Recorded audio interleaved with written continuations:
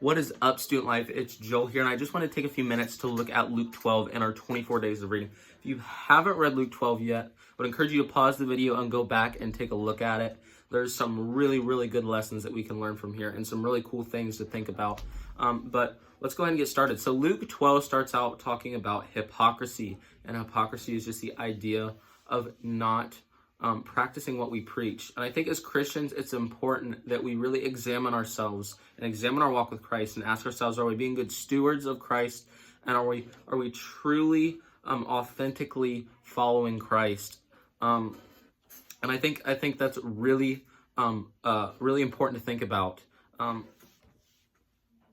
another thing I think Jesus really targets is the condition of our hearts, because he talks about in verse 4 through 7, he talks about not being fearful in men, but being fearful in God and having confidence and faith in God. And I think, again, going along with that, Jesus also talks about greed, and he refers to a parable about a man that is not content with what he has.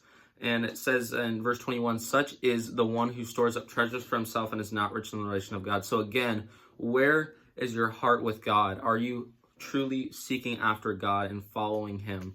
And then it talks about being in readiness for the coming of Christ.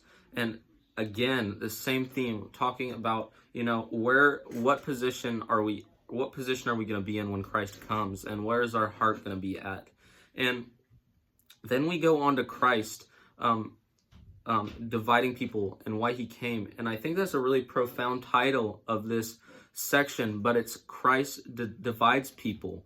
And it says specifically why he came to the earth, and it says he came to cast fire, which is going to be controversial in a lot of ways, because Christ came to change the world.